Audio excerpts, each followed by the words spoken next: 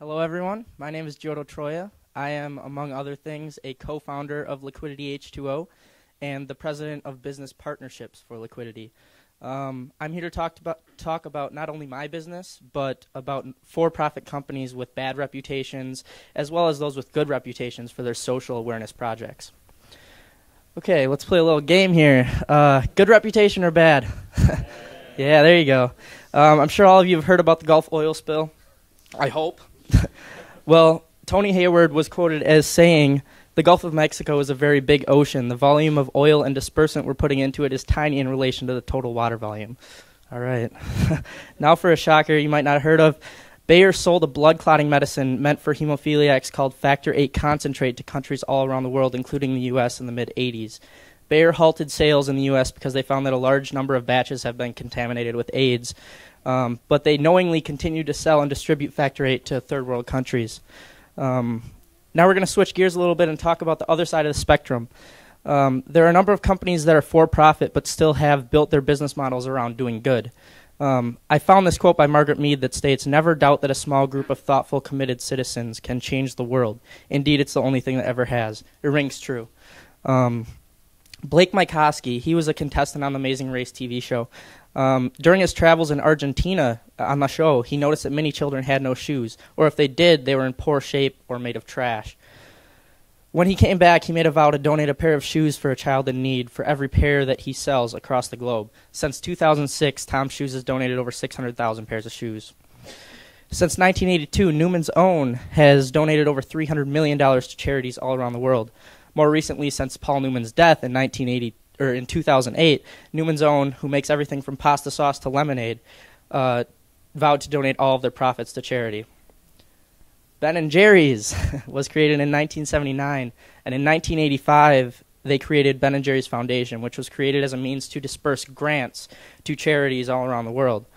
In 2009, over $2 million was donated to charities in Vermont, and now I'd like to talk about my business and how it started.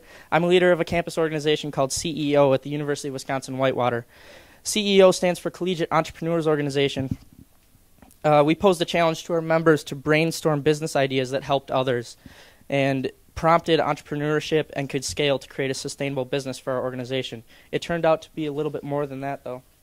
From the brainstorming, Liquidity H20 LLC was born, and a small group of students from CEO formed to create the company. Liquidity H20 sells bottled water, which features, promotes, and funds socially entrepreneurial endeavors throughout the world. We donate 50% of our profits to the featured story on each label.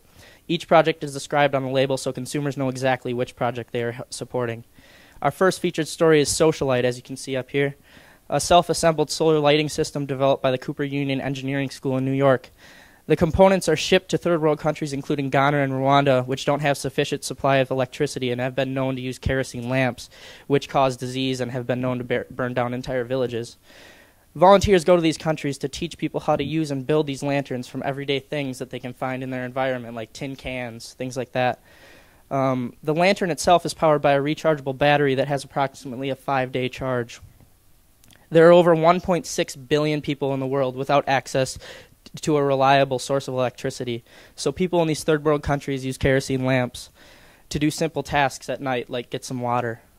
This is a picture of a woman seeing light for the first time from electricity. As you can see, these lanterns can be made out of a variety of items as well. We're not only allowing these villagers access to clean light, but we're also helping them create sustainable businesses.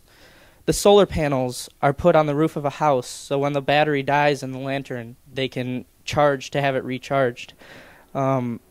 Whether it be, it's usually a nominal fee, whether it be actual money or something else of value, like food. Janice Jacobson, she's an Oakland, California native, and she's the reason why we know about Socialite. She's a volunteer who came back from Ghana on a 3-week trip, who just came back from Ghana on a 3-week trip to help people learn how to use these solar lanterns. Janice came back to the States with great stories and first-hand experiences from Ghana. She talked to people in many different villages, including one family who had a 2-year-old. Before the solar lanterns, the 2-year-old couldn't sleep because he had soot build up in his nose and didn't know what the problem was until they got a solar lantern, when everything turned out better. The baby slept much more soundly. Everywhere she went, people praised the solar lanterns. In May of 2009, Liquidity H20 launched at UWW CEO's annual business plan competition and received great response from the attendees. We have been to events and helped promote our product and our cause, because when you buy Liquidity H20, you're not buying bottled water. You're buying a cause and a story that can change lives. Liquidity H20 was started by a group of 8 UWW students, 7 of which are up there. We've been to events to sell our water and have made hundreds of contacts with people that are interested to learn more, as well as media that wants to share our story. Everywhere we go, people are astounded by the initiative that we've put forth in such a small period of time. Currently, we are seeking investment to grow this company. Using grassroots methods, we are putting people on the ground, using our own contacts and determination. However, we come to events like this not only to get investments, but to help find people that could mentor us, give us advice, and build awareness for our brand. A brand that turns business into a learning experience and serves as a gateway to social awareness. We are in talks with other CEO chapters and have them do something similar in their state. Unlike a franchise, we'll have these groups compete to sell water to make money for their cause and for their organization. We're meeting with fellow CEO chapters this November to kick things off. I would like to leave you with my contact information, and I would also like to say thank you to the sponsors of this great event, and thank you to you all. And keep this in mind, never doubt that a small group of thoughtful, committed citizens can change the world. Thank you.